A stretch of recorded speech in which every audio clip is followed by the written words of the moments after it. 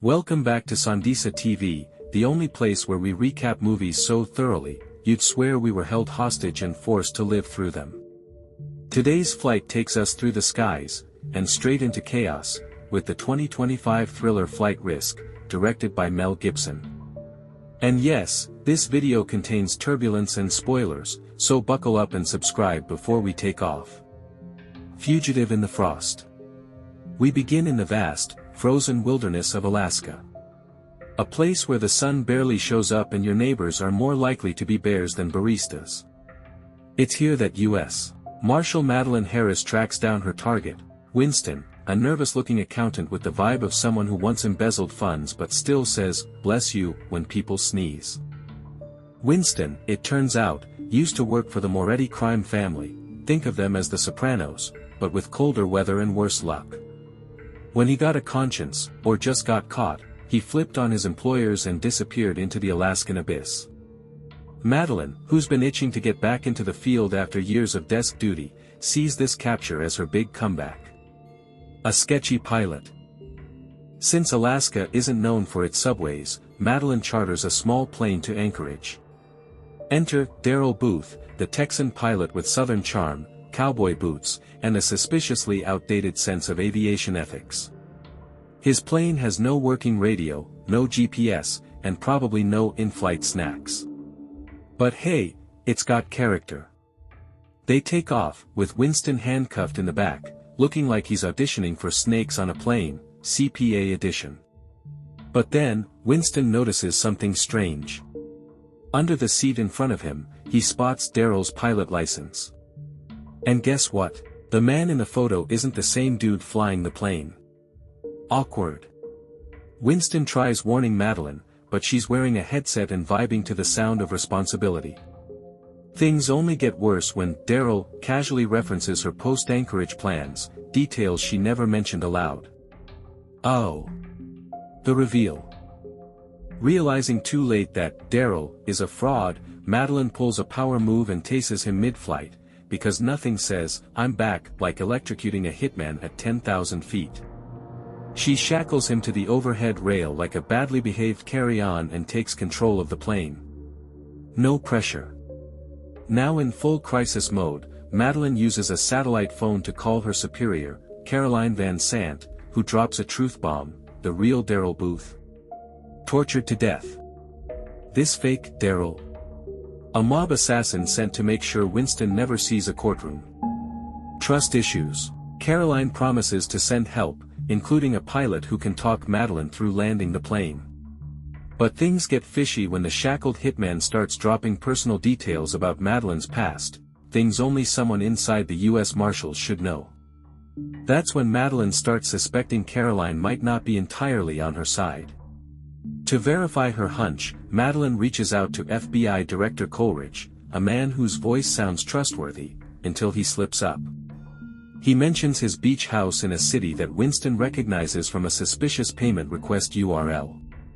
In other words, busted. Turns out, Coleridge is the real snake in the system, and Caroline is now expendable.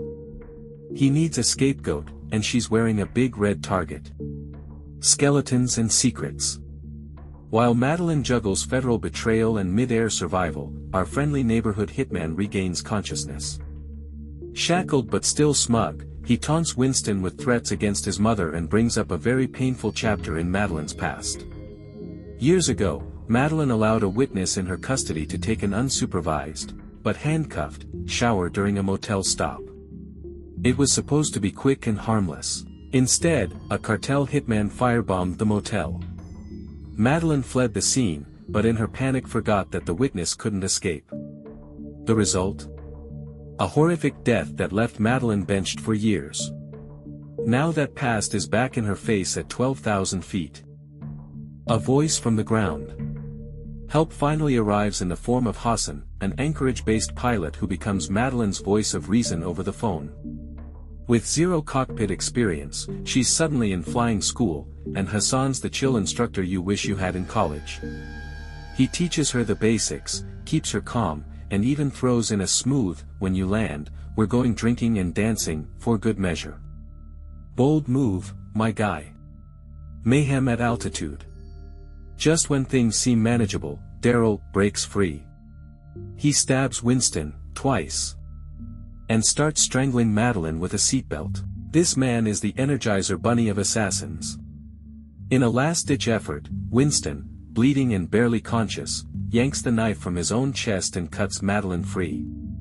She grabs a flare gun and fires it directly at Daryl, sending him reeling to the back of the plane like a flaming marshmallow. Then, just as things start to settle again, Coleridge calls to report that Caroline has been killed in a car crash. Translation: he's cleaning up loose ends. Madeline promises him he's next. Final approach.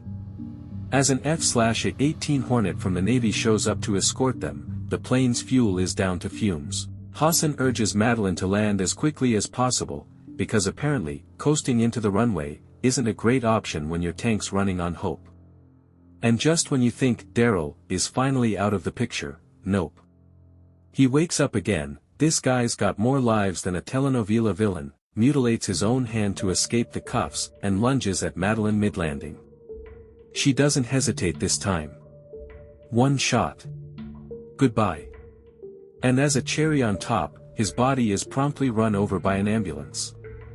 That's karma, and maybe a little poetic cinema. The final twist. But the danger's not over yet. As Winston is rushed into the ambulance, Madeline spots a suspicious paramedic climbing in. Her instincts kick in. She races to the vehicle and finds the paramedic suffocating Winston with a plastic bag. Another assassin. Madeline doesn't hesitate. One more bullet. One more corpse. She picks up the guy's phone and finds Coleridge on the other end, proving once and for all that the rot goes to the top. With a defiant smirk, she tells him, "You're finished." And in that moment, the flight from hell finally comes to an end. Winston, bruised, stabbed, but alive, manages a smile. Madeline, no longer haunted by her past, finally redeems herself. Thanks for flying. And that's Flight Risk, a film where the air was thin, but the plot was thick. If you found yourself on a plane without a pilot, could you keep calm and land it like a boss? Or would you pass out just trying to use the radio? Let me know in the comments.